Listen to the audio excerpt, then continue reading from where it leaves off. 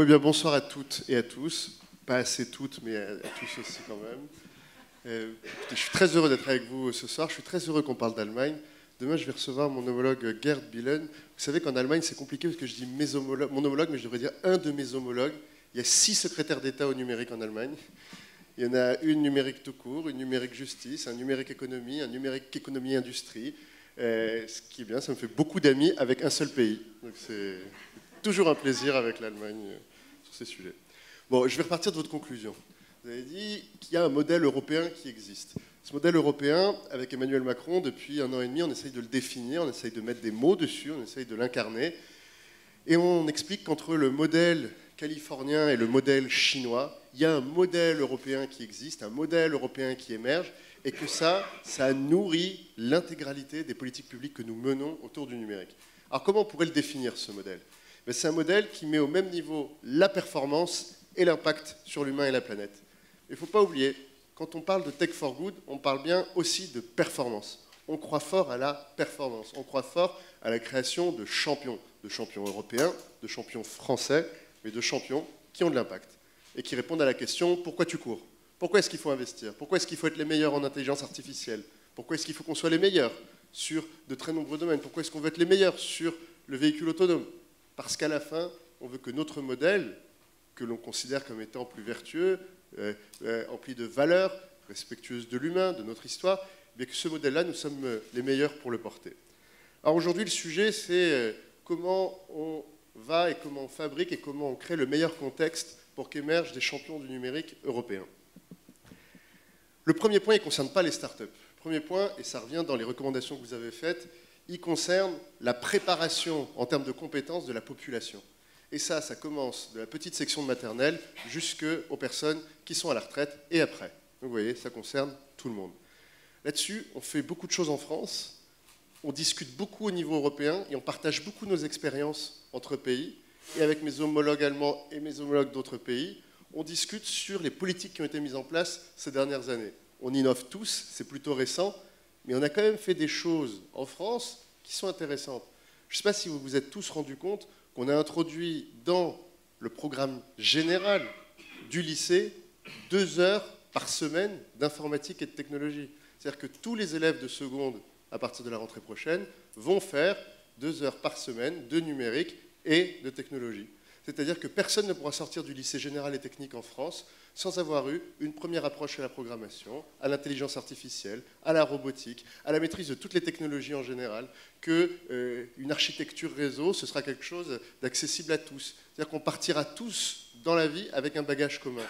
Le deuxième élément qu'on a ajouté et qui est passé, là encore assez inaperçu, mais vous allez le voir parce que vos enfants, les enfants de vos amis, de vos voisins vont les faire, c'est l'option informatique en première et en terminale. Un des premiers indices qui nous dit que ça commence à prendre, c'est que le nombre d'établissements qui, après sondage auprès de leurs élèves, ont souhaité porter l'option est impressionnant.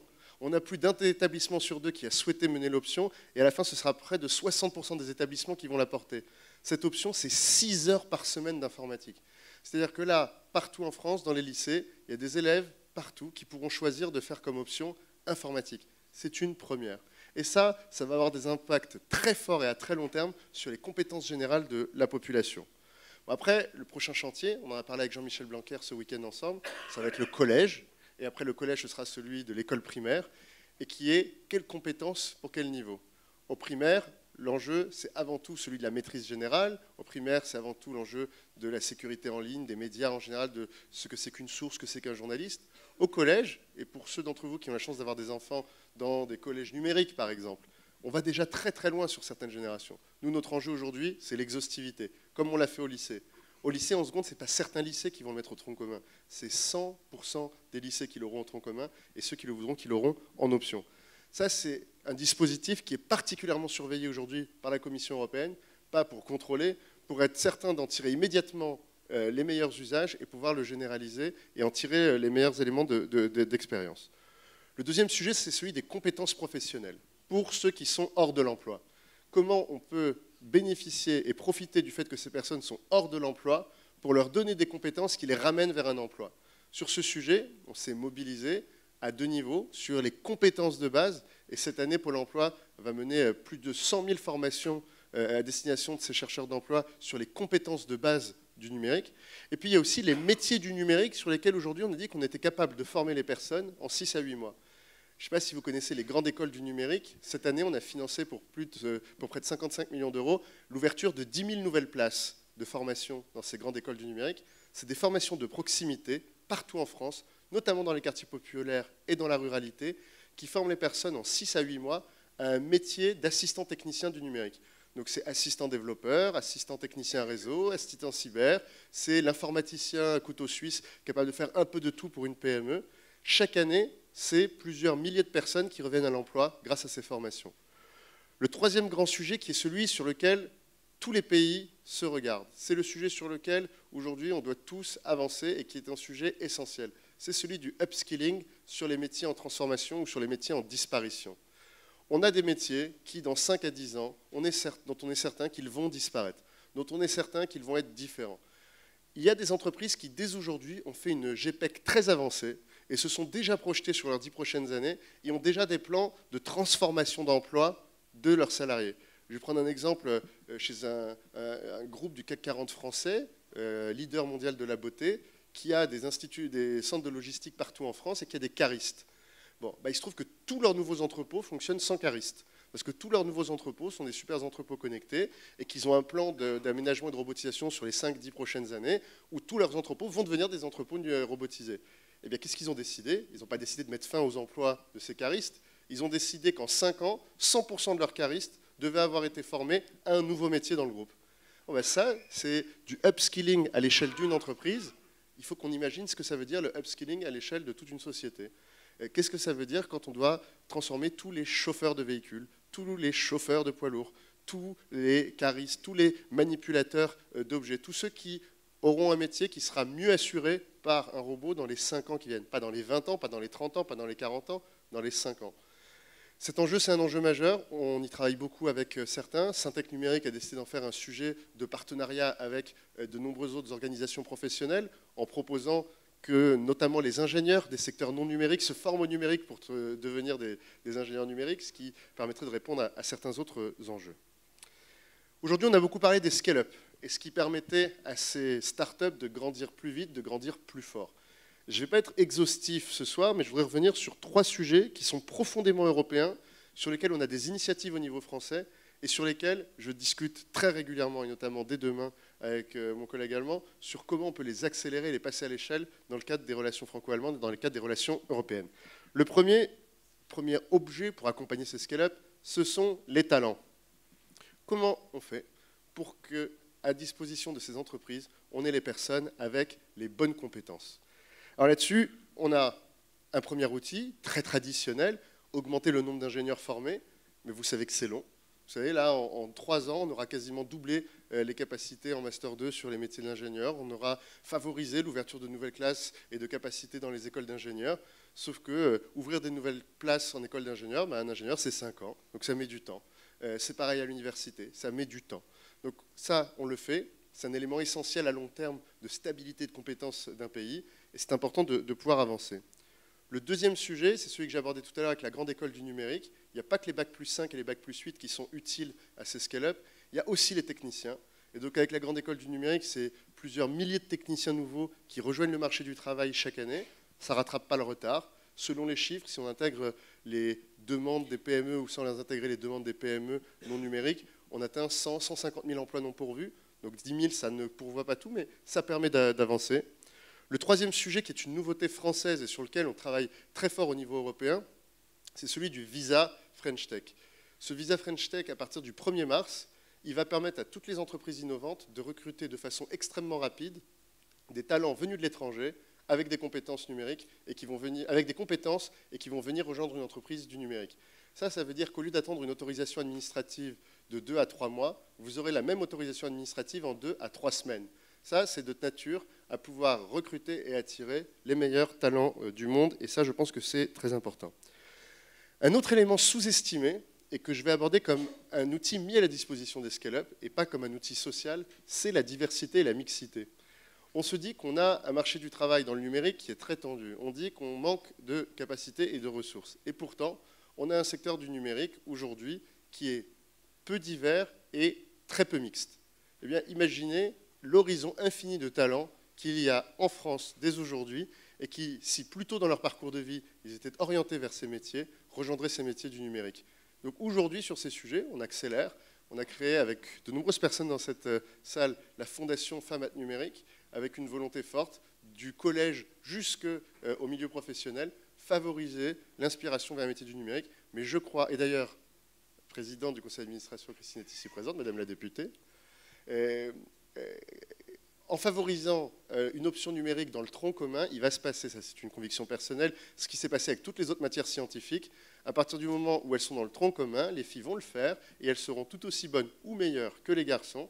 Et donc, assez naturellement, elles poursuivront ces études dans le supérieur et on aura fait la démonstration que pendant près de 30 ans, on s'est trompé ou quelque chose n'a pas fonctionné dans notre société et les femmes pourront pleinement prendre leur place.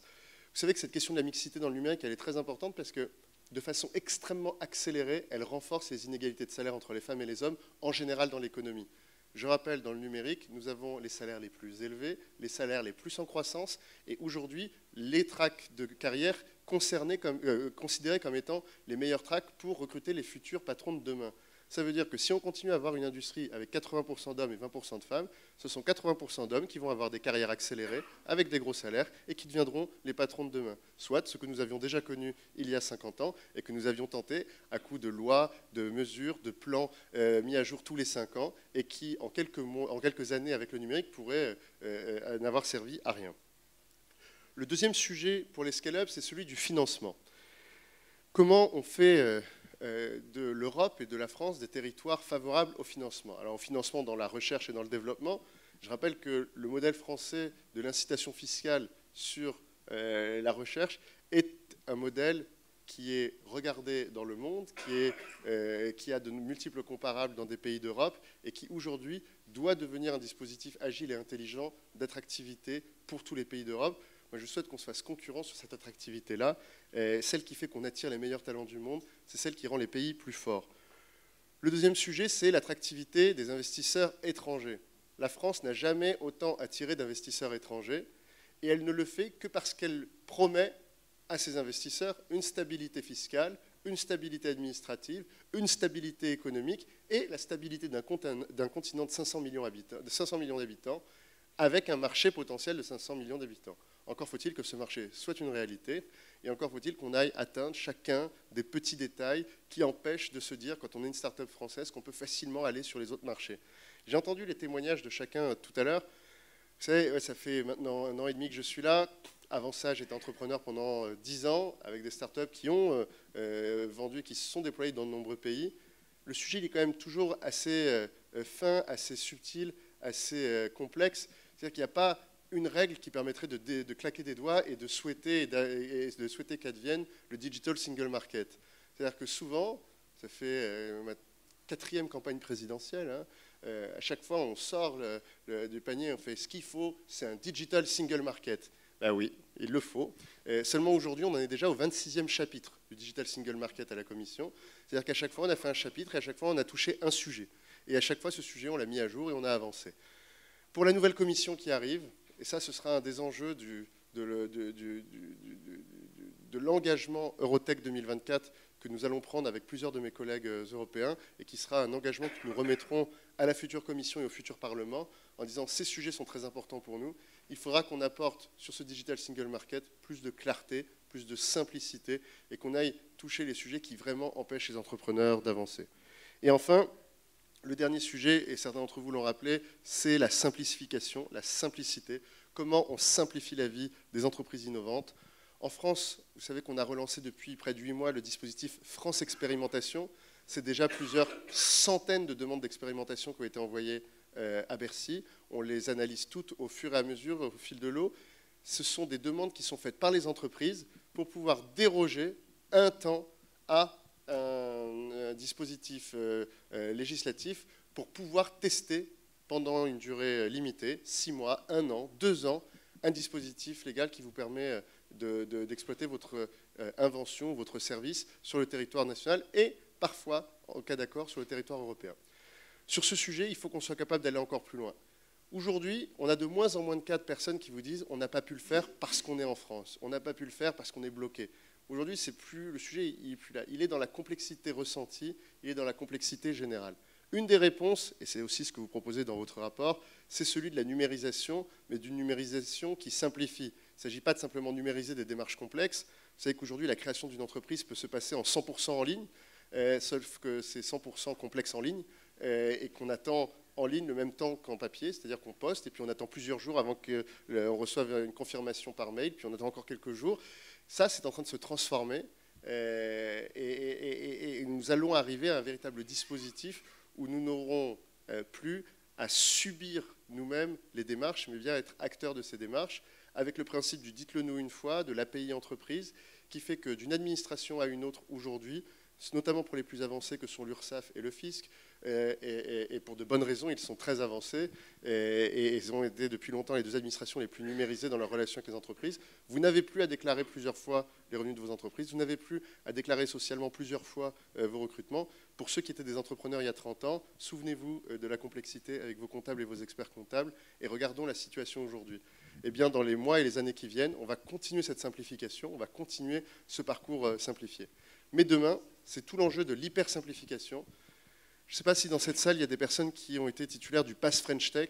Le Pass French Tech, c'est une initiative que nous avons lancée avec BPI et qui permet à certaines entreprises qui sont en hyper-croissance d'avoir une chance incroyable, d'avoir un interlocuteur unique au sein de l'administration qui leur ouvre toutes les portes, leur simplifie toutes leurs démarches et leur permet de façon très accélérée d'avoir la garantie que les options juridiques qu'ils prennent sont des options sécurisées.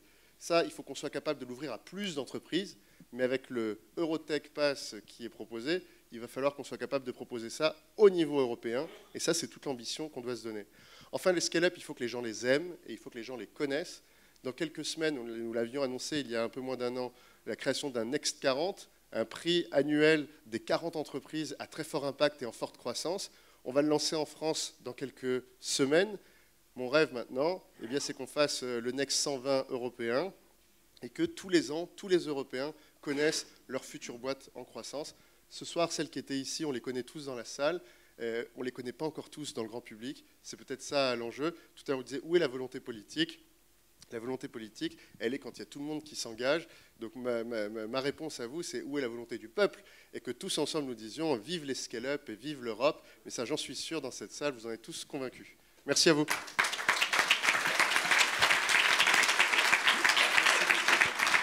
Merci beaucoup, Mounir. Merci à vous et merci au G9+ pour tout le travail qui a été mené.